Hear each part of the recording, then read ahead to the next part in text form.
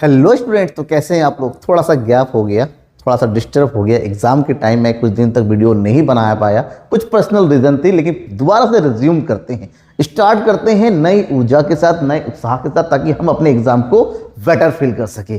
तो आज किस क्लास में हम पढ़ेंगे चैप्टर नंबर 5, दैट इज बाजार संतुलन से के मोस्ट इंपॉर्टेंट एमसीक्यूज क्वेश्चन जो आपके एग्जाम में, क्योंकि बाजार संतुलन कह लीजिए या कीमत संतुलन कह लीजिए या पूर्ण प्रतियोगिता में वस्तु के संतुलन कीमत का निर्धारण कैसे होता है कह लीजिए, बहुत ही इंपॉर्टेंट है। क्योंकि लॉन्ग में शॉर्ट में क्वेश्चन आते ही आते हैं, एमसीक्यूज में भी बहुत ज़्यादा पूछे जाते हैं। तो कौन कौन से ऐसे एमसीक्यूज है जो आपको तैयार करने चाहिए इस चैप्टर से, वो मैं बताने वाला हूं। तो इस चैप्टर से यानी कि बाजार संतुलन से जो पहला क्वेश्चन है वो बोर्ड एग्जाम में आया हुआ क्वेश्चन है कि एक फर्म दीर्घकाल में भी असामान्य लाभ अर्जित कर सकती है।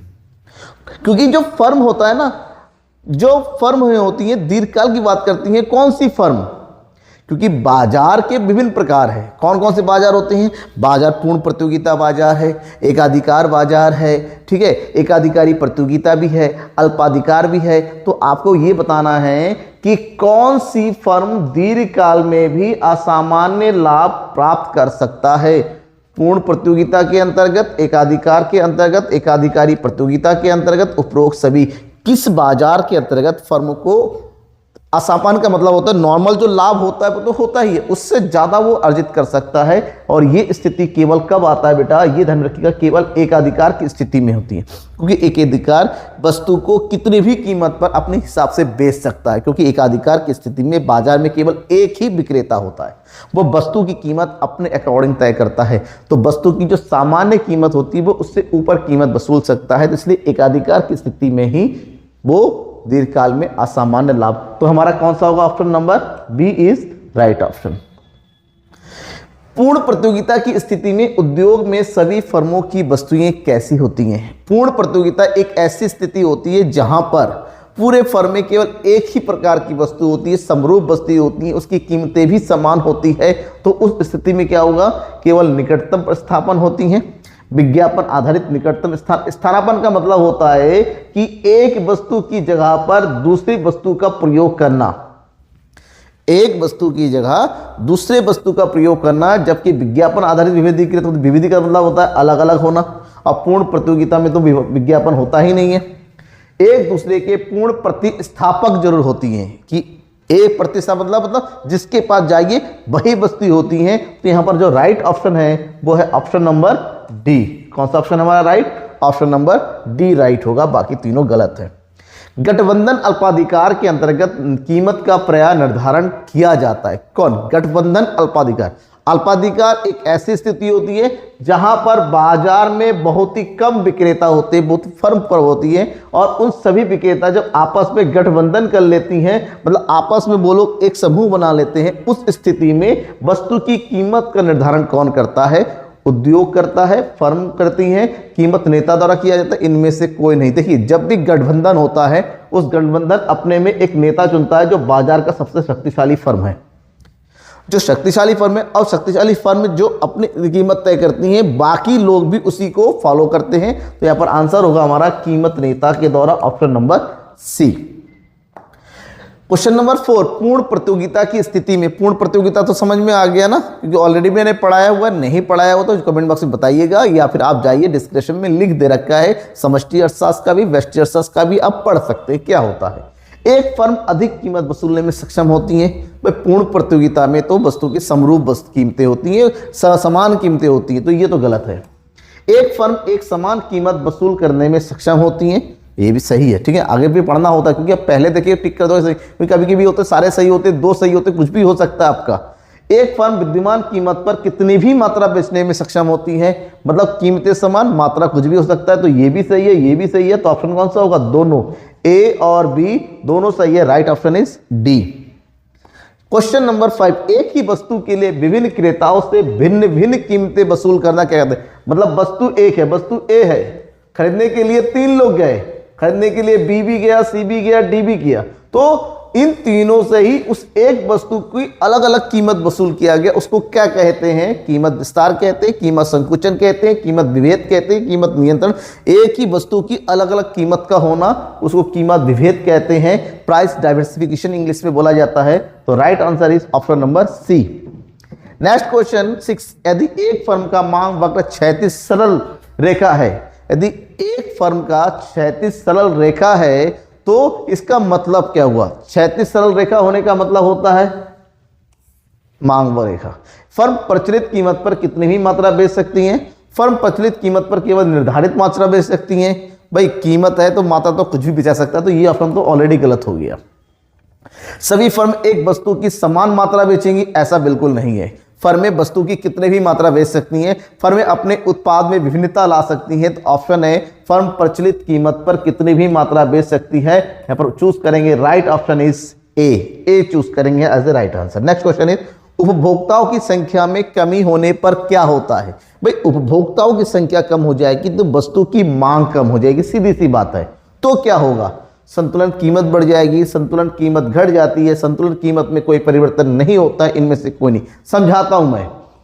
वस्तु की कीमत का निर्धारण होता है मांग और पूर्ति के द्वारा। यह है मांग वक्र और यह है पूर्ति वक्र। यह है संतुलन की कीमत, ये वाला प्राइस, यह संतुलन मात्रा। क्या है? उपभोक्ताओं की संख्या में कमी। उपभोक्ताओं की संख्या की कमी का मतलब होता है वस्तु की मांग में कमी होना। अब कीमत के अतिरिक्त अन्य कारणों से मांग में कमी होता है तो मांग वक्र क्या हो जाएगा?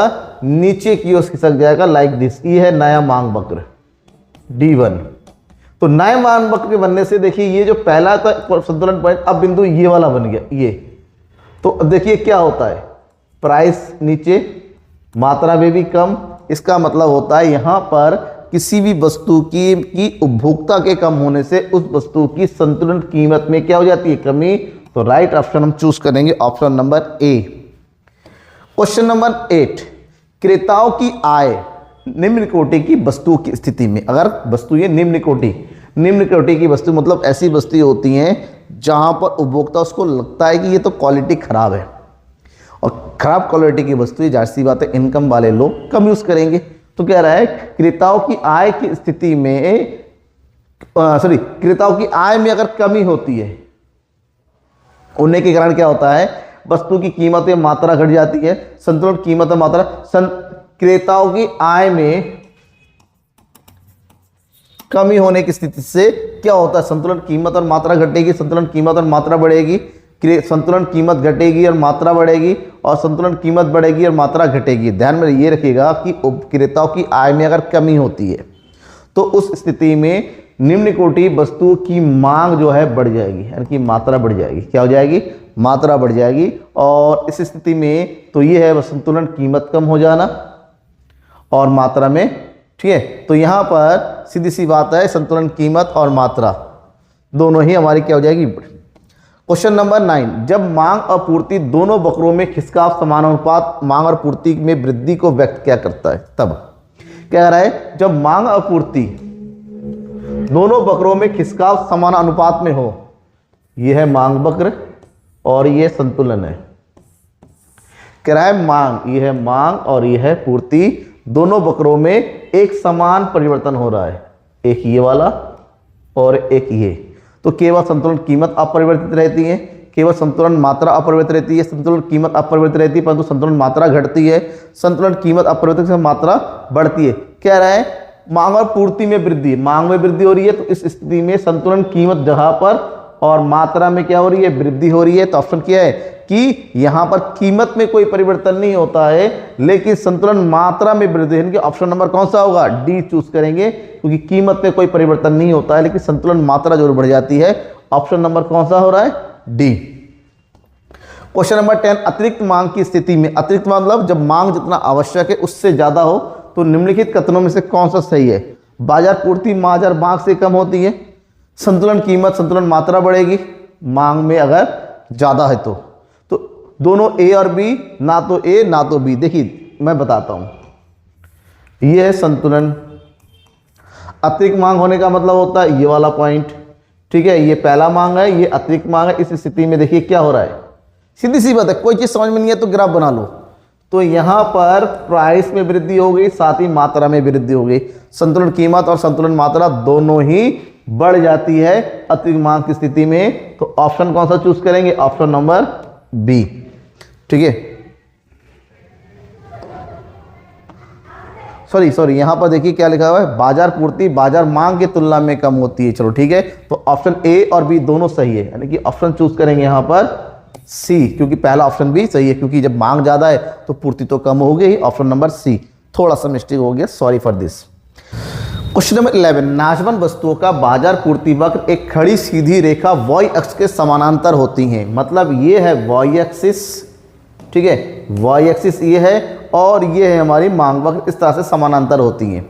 इसका मतलब ये हुआ कि ये किस अवधि में होता है, क्वेश्चन है ये कब होता है, दीर्घकाल में, अल्पकाल में, अति अल्पकाल में, उपरोक्त सभी। लेकिन सबसे पहले नाशवन वस्तुएं समझनी होगी। नाशवन वस्तुओं का मतलब होता है ऐसी वस्तुएं जो बहुत ही जल्दी खराब हो जाती हैं, जैसे सब्जियां हैं, ठीक है, मिठाइयाँ हो गई, फ्रूट्स हो गए, दूध आइटम हो गए, ये सब आपके लंबे समय तक नहीं टिक सकती, बहुत जल्दी खराब हो जाती हैं। तो इसकी पूर्ति आपको शीघ्रतम करना होता है, मतलब आपको ऑन द टाइम बहुत ही अल्प अवधि में करना होता है। तो इसका मतलब होता है चाहे दीर्घकाल हो, अल्पकाल हो, अति अल्पकाल हो, जो नाशवान वस्तुओं की जो पूर्ति होती है वो हमेशा कैसी होती हैं, इसलिए क्योंकि आप दीर्घकाल में भी नाशवान वस्तुओं की पूर्ति वक्त सीधी खड़ी रेखा वाई अक्ष के समानांतर होती हैं। ऐसा क्यों होता है? क्योंकि इसकी पूर्ति आप अचानक नहीं बढ़ा सकते, ठीक है। तो नॉर्मली हम ये कह सकते हैं कि कोई भी पूर्ति वक्र होता है, नॉर्मली हम जो है अति अल्पकाल में इसका जो पूर्ति वक्र क्या होता है, बिल्कुल सीधी खड़ी रेखा होती है। तो ऑप्शन चूज करेंगे बी, अल्पकाल में, ठीक है। क्वेश्चन नंबर 12, सरकार द्वारा किसानों को उनके उत्पादन की खरीद के लिए प्रदान की जाने वाली लिखिए, की जाने वाली सुनिश्चित न्यूनतम कीमत को क्या कहते हैं? उच्चतम कीमत कहते हैं, संतुलन कीमत कहते हैं, समर्थन कीमत कहते हैं। देखिएगा, अगर सरकार ने किसानों की कीमत पर जो मूल्य निर्धारित किया जाता है उसको बोलते हैं एमएसपी, मिनिमम सपोर्ट प्राइस, इसका मतलब होता है समर्थन कीमत कहते हैं। ऑप्शन नंबर सी हमारा राइट है। PX 5 पर, यानी कि वस्तु की जब कीमत 5 है तो X वस्तु के लिए मांग है 30 इकाइयाँ और पूर्ति है 20 इकाइयाँ। इसका मतलब ये होता है कि मांग जो है पूर्ति की तुलना में ज़्यादा है, मांग ज़्यादा है पूर्ति की तुलना में, तो इस स्थिति को क्या बोलते हैं? अतिरिक्त मांग ही कहते हैं। ये अतिरिक्त मांग की स्थिति है। तो सिंपल समझ में आ गया, ऑप्शन नंबर ए हो गया। क्वेश्चन नंबर 14, पूर्ति के पूर्णतः बेलोचदार होने की स्थिति में मांग वृद्धि या कमी संतुलन मात्रा पर क्या प्रभाव डालती है? मतलब पूर्ति के पूर्णतः बेलोचदार होने की स्थिति में मांग में वृद्धि या कमी। चलिए देखिए समझते हैं। कह रहा है पूर्ति पूर्णतः बेलोचदार है, तो पूर्ति पूर्णतः बेलोचदार होने का मतलब तो ये स्थिति है पूर्ति। तो मांग में वृद्धि या कमी पर संतुलन कीमत का क्या प्रभाव पड़ेगा? ये है मांग, ठीक है। अगर मांग में वृद्धि हो जाए तो ये वाला पॉइंट होगा, मांग में कमी हो जाए तो ये वाला पॉइंट होगा। इसका मतलब ये हुआ कि ये या तो बढ़ेगा या तो कीमत में क्रमशः वृद्धि और कमी होगी, क्योंकि मांग में वृद्धि होती है, कीमत में वृद्धि हो जा रही है, मांग में कमी हो रही है तो कीमत में भी कमी हो रही है। इसका मतलब होता है ऑप्शन नंबर कौन सा होगा? ऑप्शन नंबर ए, कीमत में क्रमशः वृद्धि या कमी होती है, ठीक है, क्योंकि मात्रा पर कोई प्रभाव नहीं पड़ता है। ये भी सही है। तो ऑप्शन नंबर कौन सा हो रहा है? Option number C. कौन सा हो रहा है? ए और बी दोनों। देखिए यहाँ पर मात्रा में कोई परिवर्तन नहीं है, खाली कीमत में परिवर्तन हो रहा है, मात्रा में परिवर्तन नहीं होता, केवल कीमत में परिवर्तन होता है। ऑप्शन नंबर ए और बी दोनों चूज करेंगे। पूर्ति में वृद्धि कब मांगी गई मात्रा को अपरिवर्तित छोड़ के कीमत को कमी कर देगी? पूर्ति में वृद्धि अगर करें तो कब मांगी गई मात्रा को अपरिवर्तित छोड़कर कीमत में परिवर्तित कर देगी, ठीक है। तो मतलब साफ है, तो ये है संतुलन कीमत, ठीक है, ये संतुलन कीमत है। कह रहा है कि पूर्ति में अगर वृद्धि किया जाए तो किस स्थिति में कि मात्रा में कोई परिवर्तन ना हो, लेकिन केवल और केवल किस में परिवर्तन हो? कीमत में कमी हो जाए। तो वो स्थिति कौन सी होती है? जब वस्तु की मांग पूर्णतः लोचदार है, जब वस्तु की मांग पूर्णतः बेलोचदार है, जब वस्तु की मांग कम लोचदार होती है। तो ये तब होता है जब वस्तु की मांग पूर्णतः कैसी होती है? बेलोचदार होती है। मतलब क्या हुआ? वस्तु की मांग अगर पूर्णतः बेलोचदार होती है तो ये है मांग वक्र और ये सप्लाई। तो सप्लाई में वृद्धि, अगर पूर्ति में वृद्धि हो जाए लाइक दिस, तो यहाँ पर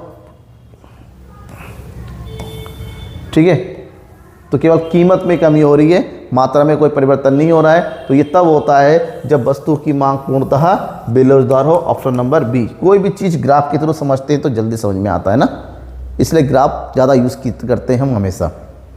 जब अधिकतम कीमत संतुलन कीमत से कम निर्धारित की जाती है तो उच्चतम कीमत के कारण क्या होता है? जब अधिकतम कीमत संतुलन कीमत से कम निर्धारित की जाती है तो अतिरिक्त मांग होता है, अतिरिक्त पूर्ति होती है, अभावी मांग होता है, इनमें से कोई। जब अधिकतम कीमत, देखिए जो कीमत होती है ये है, नॉर्मली ये है संतुलन कीमत, यहाँ होनी चाहिए, लेकिन अधिकतम कीमत कहाँ तय कर दिया है? इस स्थिति में कर दिया, यहाँ पर कम कर दिया है, तो उससे उच्चतम कीमत के कारण तो क्या होगा? इस स्थिति में वस्तु की जो पूर्ति होती है, जो मांग होती है, देखिए यहाँ पर ये जो मांग है तो बढ़ जाएगी, अतिरिक्त मांग हो जाएगी, क्योंकि कीमतें बहुत ज़्यादा है, मांग बढ़ जाती है, इसको बोलते हैं अतिरिक्त मांग की स्थिति बन जाएगी, क्योंकि वस्तु की कीमत होने से वस्तु की मांग बढ़ जाती है। समय की उस अवधि को जब मांग में परिवर्तन के अनुसार पूर्ति का पूर्णतः संयोजन हो जाता है, उससे क्या कहते हैं? जब मांग में भी परिवर्तन होता है और मांग के अनुसार पूर्ति में भी परिवर्तन होता है, उस स्थिति को क्या बोलते हैं? वो कब होता है? वो केवल दीर्घकाल में होता है। कब होता है? दीर्घकाल में होता है, क्योंकि मांग में परिवर्तन से पूर्ति को हर वक्त बदल नहीं सकते, उसके लिए समय चाहिए होता है, और जो समय मिल जाता है वो दीर्घकाल हो जाता है। क्वेश्चन नंबर 18, पूर्ण प्रतियोगिता में एक वस्तु की संतुलन कीमत कब निर्धारित होती है? किसके द्वारा? पूर्ण प्रतियोगिता में एक वस्तु की संतुलन कीमत निर्धारित होती है वस्तु की मांग द्वारा, केवल पूर्ति के द्वारा, मांग और पूर्ति दोनों के द्वारा, सरकार द्वारा। पूर्ण प्रतियोगिता में वस्तु की मांग और पूर्ति दोनों के द्वारा जो है वस्तु की कीमत का निर्धारण होता है, ध्यान में रखिएगा। क्वेश्चन नंबर 19, बाजार संतुलन की स्थिति में बाजार कीमत तब होती है, ये सिंपल आंसर है, पहला ऑप्शन हो गया, जब वस्तु की मांग और पूर्ति दोनों आपस में बराबर हो जाए तब। अतिरिक्त पूर्ति की स्थिति में बाजार पूर्ति क्या होती है? अतिरिक्त पूर्ति का मतलब होता है यहाँ पर पूर्ति ज़्यादा है, मतलब साफ है कि यहाँ पर पूर्ति क्या होती है?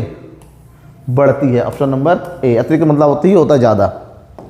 क्वेश्चन नंबर 21, यदि किसी वस्तु की मांग कम होती है तो संतुलन कीमत में क्या होगा? वस्तु की मांग अगर कम होती है तो संतुलन कीमत में भी कमी होती है, क्योंकि मांग कम है, इसका मतलब पूर्ति ज़्यादा है, और पूर्ति ज़्यादा है तो बस बेचने के लिए वस्तु की कीमतें कम हो ही जाएंगी। Option number A is right यहाँ पर। क्वेश्चन नंबर 22, बाजार कीमत संबंधित है किससे? बाजार कीमत, बाजार कीमत वह कीमत है जो वास्तव में बाजार में प्रचलित होती हैं, और ये हमेशा किससे संबंधित होती है? बाजार कीमत अति अल्पकाल से संबंधित, क्योंकि बाजार कीमत जरा से चीज़ों से बदलते रहती है, अप डाउन होती है, तो ऑप्शन कहेंगे बाजार कीमत अति अल्पकाल से संबंधित है। मांग में बिना परिवर्तन किए यदि पूर्ति घटा दी जाए तो इस स्थिति का संतुलन कीमत में क्या परिवर्तन होता है? ये संतुलन, ये है मांग और ये है पूर्ति।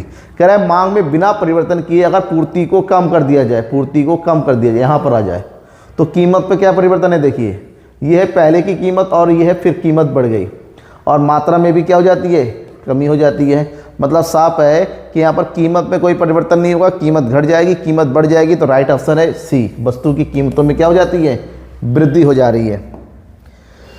आगत कीमतों में कमी होने के कारण, आगत कीमतों मतलब वस्तु की साधनों में अगर कीमत कमी हो जाए, वस्तु की साधन जो है उत्पादन के साधनों में अगर इस वस्तु की कीमतों में कमी हो जाए तो जाहिर सी बात है लाभ में क्या होगी?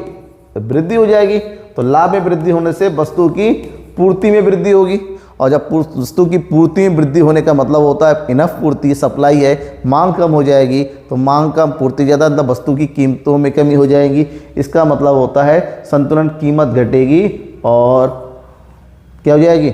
मात्रा में वृद्धि हो जाएगी, क्योंकि पूर्ति बढ़ जा रही है। ठीक है, तो यहाँ पर कह रहा है संतुलन कीमत कम हो जाएगी और वस्तु की पूर्ति की मात्रा बढ़ जाएगी। ऑप्शन नंबर कौन सा है? ए है। निम्नलिखित में से किसके अनुसार किसी वस्तु की कीमत मांग और पूर्ति की शक्तियों द्वारा निर्धारित? किसने कहा था कि वस्तु का निर्धारण जो है मांग और पूर्ति दोनों द्वारा होता है? राइट आंसर है प्रोफेसर मार्शल ने कहा था, ऑप्शन नंबर सी। ठीक है, ये था इस चैप्टर के most important 25 questions, most important 25 questions. समझ में आ गया? अगर आपको लगता है कि कोई क्वेश्चन में कोई डाउट हो रहा है किसी भी तरीका से है तो कमेंट बॉक्स में आइए, कमेंट करके बताइए। आपको कुछ भी चाहिए, पीडीएफ चाहिए तो मुझे कमेंट बॉक्स में कमेंट करके बताइए, आपके लिए हर चीज़ हाजिर है। ठीक है, तब तक थैंक यू एंड बाय।